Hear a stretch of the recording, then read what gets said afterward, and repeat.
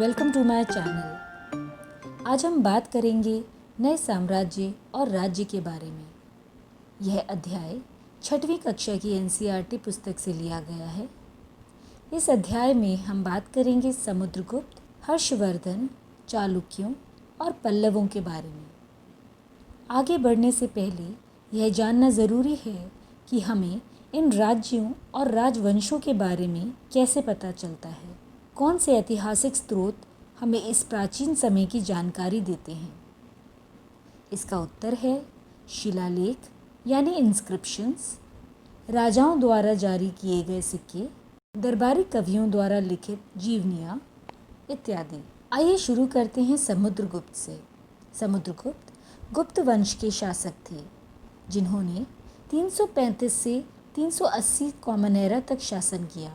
वह चंद्रगुप्त प्रथम के पुत्र थे। उनकी माँ कुमार देवी लिच्छवी गण की थी। ईरान पत्थर शिलालेख में कहा गया है कि समुद्रगुप्त के धार्मिक आचरण और वीरता के कारण उन्हें उत्तराधिकारी के रूप में चुना गया था। इलाहाबाद शिलालेख में भी ऐसा ही कुछ वर्णन है कि कैसे चंद्रगुप्त ने अपने बेटे समुद्रगुप्त को दरबारियों के सामने एक महान व्यक्ति कहा था और उन्हें पृथ्वी की रक्षा के लिए नियुक्त किया था।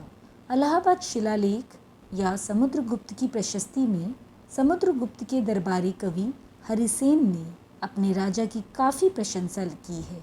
कवि ने इसमें राजा की एक योद्धा, युद्धों को जीतने वाला राजा, विद्वान तथा एक उत्कृष्ट कवि के रूप में भरपूर प्रशंसा की है। यहाँ तक कि राजा को ईश्वर के बराबर बताया गया है। योद्धा समुद्रगुप्त के बारे में लिखा है, जिनका शरीर युद्ध मैदान में कुठारों, कुल्हाड़ियों, तीरों, भालों, बर्छों, तलवारों, लोहे के गदाओं, नुकीले तीरों तथा अन्य सैकड़ों हथियारों से लगे घावों के दाग से भरे होने के कारण अत्यंत सुंदर दिखता है। इलाहाबाद प्रशस्ति में कवि हरिसेन ने समुद्रगुप्त द्वारा जीते गए लोगों व राज्यों की गणना की है।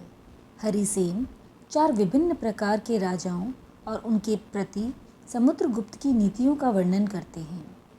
पहले आर्यवर्त के शासक थे, जिन्हें समुद्रगुप्त ने हराकर उनके राज्यों को अपने राज्य में मिला लिया था। इसके बाद दक्षिणापथ के शासक थे।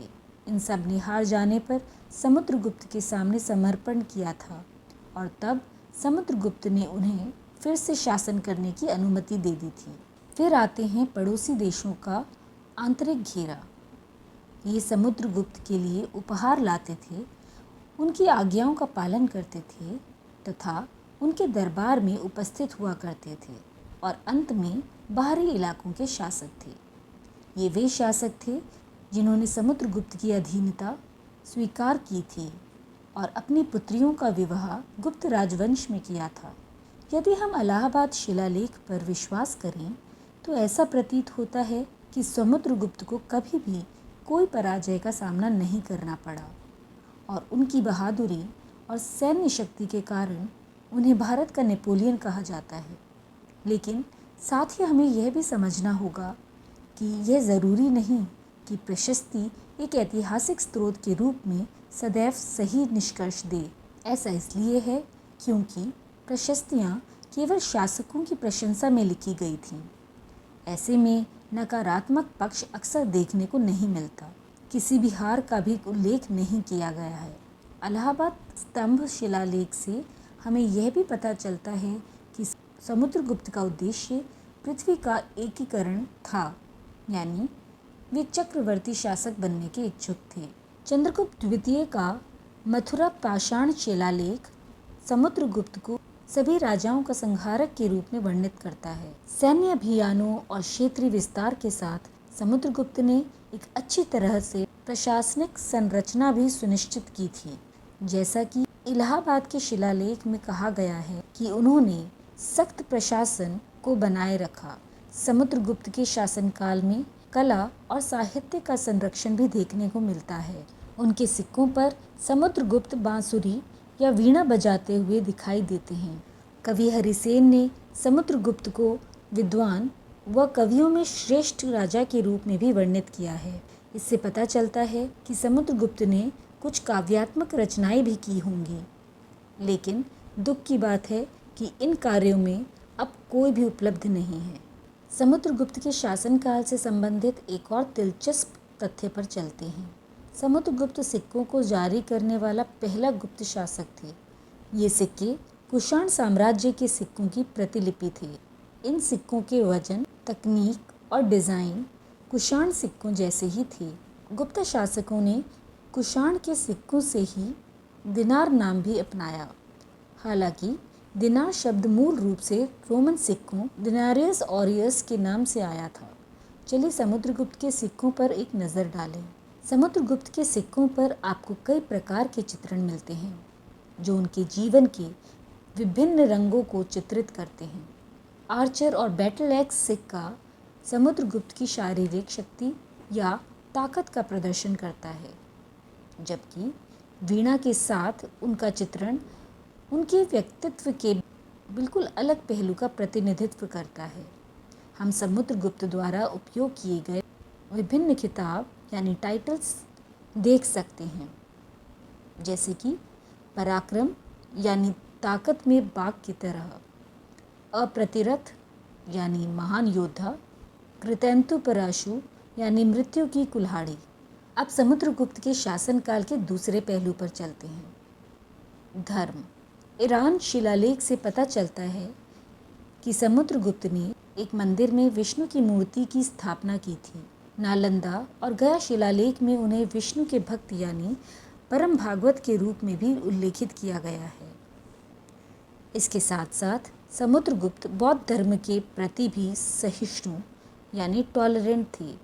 उन्होंने बोधगया में एक बौद्ध मठ के निर्माण की भी अनुमति दी थी। इन सब के अलावा समुद्रगुप्त को एक दयालु शासक के रूप में माना जाता है, जिसने विशेष रूप से गरीबों और निराश्रितों के कल्याण के लिए कई कदम उठाए। चलिए अब बात करते हैं हर्षवर्धन के बारे में। हर्षवर्धन ने लगभग 1400 साल पहले शासन किया, 606 से 647 कॉमन एरा तक। वह वर्धन वंश के थे, पर हमें इस शासक के बारे में कैसे पता जो इतने साल पहले शासन कर रहा था? जानकारी के दो मुख्य स्रोत हैं। पहला स्रोत बाणभट्ट की हर्षचरित है, जो संस्कृत में लिखी गई एक जीवनी है। बाणभट्ट हर्षवर्धन के दरबारी कवि थे। हर्षचरित में हमें हर्षवर्धन के राजा बनने तक की अवधि के बारे में काफ़ी जानकारी मिलती है। जानकारी के दूसरे स्रोत हैं ज़ुआनज़ांग, जो चीनी यात्री थे। ज़ुआनज़ांग ने हर्षवर्धन के दरबार में बहुत समय बिताया और उस समय जो कुछ देखा उसका एक विस्तृत विवरण छोड़ा है। ज़ुआनज़ांग ने हर्ष का एक बहुत ही अनुकूल लेख लिखा, जो उनके न्याय की उदारता की प्रशंसा करता है। हर्षवर्धन अपने पिता प्रभाकर वर्धन और भाई राज्यवर्धन दोनों की मृत्यु के बाद 16 साल की उम्र में थानेसर के राजा बने। हर्षवर्धन कन्नौज पर अपने नियंत्रण के लिए जाने जाते हैं। इस समय के दौरान कन्नौज उत्तर भारत में एक बहुत ही उपजाऊ और साधन संपन्न क्षेत्र था। इससे पहले हर्षवर्धन के बहनोई यानी बहन के पति ग्रहवर्मन कन्नौज के शासक थे, लेकिन उन्हें बंगाल के शासक ने मार डाला था। हर्षवर्धन ने उनकी मौत का बदला लेने का फैसला किया और जल्द ही कन्नौज पर नियंत्रण कर लिया और फिर बंगाल के शासक के खिलाफ एक सेना का नेतृत्व किया। हर्षवर्धन ने एक साम्राज्य की स्थापना की और उत्तर भारत के प्रमुख हिस्से को अपने नियंत्रण में लाए। हालांकि वे पूर्वी भारत में सफल थे और मगध और बंगाल दोनों पर भी विजय प्राप्त की, परंतु वे अन्य क्षेत्रों में उतने सफल नहीं रहे।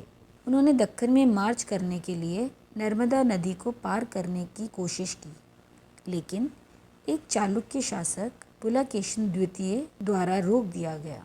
नर्मदा के युद्ध में पुलकेशिन द्वितीय ने हर्षवर्धन को हराया था। चलिए अब दक्षिण भारत की ओर चलें और पल्लवों और चालुक्यों के बारे में चर्चा करें। लगभग 1400 साल पहले दक्षिण भारत में पल्लव और चालुक्य सबसे महत्वपूर्ण राजवंश थे। इन दोनों राज्यों में अक्सर टकराव रहता था। जैसा कि आप इस मानचित्र में देख सकते हैं, पल्लवों का राज्य अपनी राजधानी कांचीपुरम के आसपास के क्षेत्र से कावेरी डेल्टा तक फैला हुआ था, जबकि चालुक्य राज्य रायचूर दोआब में कृष्णा और तुंगभद्रा नदियों के बीच केंद्रित था। चलिए कांचीपुरम और ऐहोल पर एक नज़र डालते हैं। कांचीपुरम तमिलनाडु का एक प्राचीन शहर है। यह तमिल और संस्कृत विद्वानों के लिए सीखने का एक प्रसिद्ध केंद्र भी था। यह दक्षिण की धार्मिक राजधानी के रूप में भी जाना जाता है। कैलाशनाथ मंदिर प्राचीन भारत का सबसे प्रभावशाली संरचनाओं में से एक है। ऐहोल चालुक्यों की राजधानी थी। यह एक महत्वपूर्ण व्यापारिक केंद्र था। यह कई मंदिरों के साथ एक धार्मिक केंद्र के रूप में भी विकसित हुआ। चालुक्य राजाओं ने यहाँ 100 से अधिक मंदिरों का निर्माण किया था। सबसे प्रसिद्ध चालुक्य शासक पुलकेशिन द्वितीय था, जिसके शासनकाल की जानकारी एक प्रशस्ति से मिलती है जो उनके दरबारी कवि रविकीर्ति द्वारा रचित है। रविकीर्ति के अनुसार पुलकेशिन द्वितीय ने पश्चिम और पूर्व के तटों पर अभियानों का नेतृत्व किया। इसके अलावा हर्षवर्धन के दक्षिणी अभियान को भी रोका। रविकीर्ति का कहना है कि इस हार के बाद हर्ष अब हर्ष नहीं था, यानी खुश नहीं था।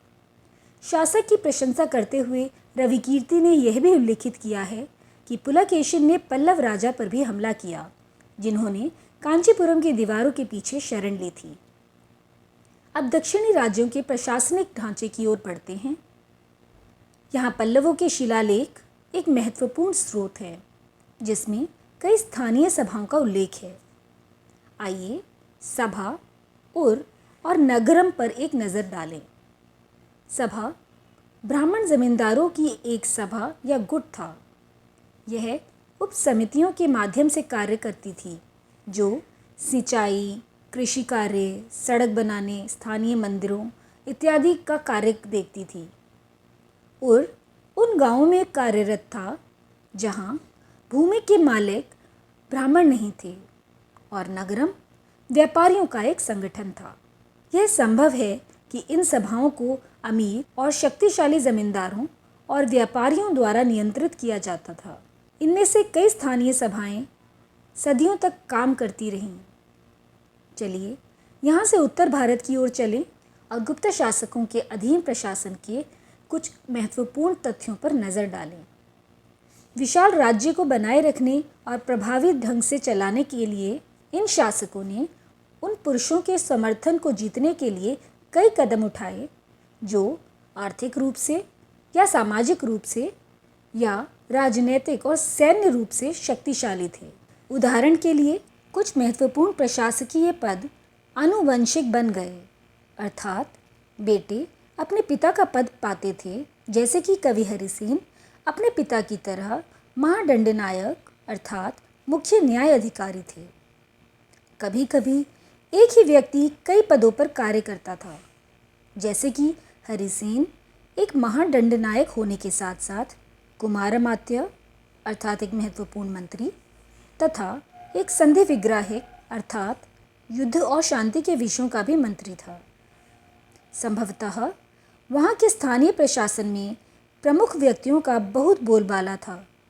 इनमें नगर श्रेष्ठी यानी मुख्य बैंकर या शहर का व्यापारी, सार्थवाह यानी व्यापारियों के काफिले का नेता, प्रथम कुलिक अर्थात मुख्य शिल्पकार तथा कायस्थों यानी लिपिकों के प्रधान जैसे लोग होते थे।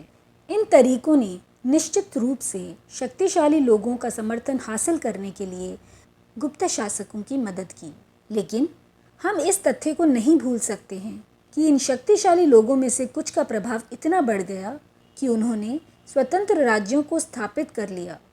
यह तब और अधिक हो गया जब बाद के गुप्त शासकों ने राज्यपालों या मंत्रियों की बढ़ती शक्ति पर नज़र रखने के लिए पर्याप्त कदम नहीं उठाए। प्रशासन के अलावा गुप्त शासकों ने एक सुव्यवस्थित सेना भी बना रखी थी, जिसमें हाथी, रथ, घुड़सवार और पैदल सिपाही होते थे। पर इसके साथ साथ कुछ सेना नायक भी होते थे जो आवश्यक पड़ने पर राजा को सैनिक सहायता दिया करते थे। इन सेना नायकों को कोई नियमित वेतन नहीं दिया जाता था, बदले में इनमें से कुछ को भूमिदान दिया जाता था। दी गई भूमि से ये कर वसूल करते थे, जिससे वे सेना तथा घोड़ों की देखभाल करते थे। साथ ही वे इससे युद्ध के लिए हथियार जुटाते थे। इस तरह के व्यक्ति सामंत कहलाते थे। जहाँ कहीं भी शासक दुर्बल होते थे, ये सामंत स्वतंत्र होने की कोशिश करते थे। आइए आगे बढ़ें और गुप्त काल के दौरान उत्तर भारत में हमारे जैसे सामान्य या आम लोगों के समाज को करीब से देखें। आखिर इतिहास सिर्फ बड़े नामों, राजाओं और मंत्रियों के बारे में ही नहीं है। हम नाटकों और अन्य खातों से आम लोगों के जीवन की एक सामयिक झलक देख सकते हैं। कालिदास को राजा के दरबार में जीवन को दर्शाने वाले नाटकों के लिए जाना जाता है।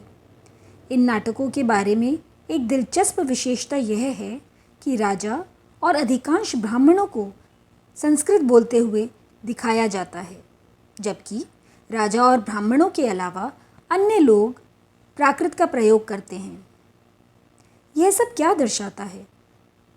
हो सकता है कि समाज पदानुसार विभाजित था। दूसरा, राजा और ब्राह्मण जैसे महत्वपूर्ण लोग संस्कृत बोलते थे और प्राकृत आम लोगों की भाषा थी। तीसरी बात यह भी हो सकती है कि संस्कृत जानने वाले लोग दूसरों की तुलना में अधिक विद्वान और सम्मानित माने जाते थे। इस तरह का सामाजिक विभाजन फायान के खातों में भी दिखाई देता है। चीनी तीर्थयात्री फायान का ध्यान उन लोगों की दुर्गति पर भी गया जिन्हें ऊंचे और शक्तिशाली लोग अछूत मानते थे। इन्हें शहरों के बाहर रहना पड़ता था। फायान लिखते हैं, अगर इन लोगों को शहर या बाजार के भीतर आना होता था तो सभी को आगाह करने के लिए ये लकड़ी के एक टुकड़े पर चोट करते रहते थे।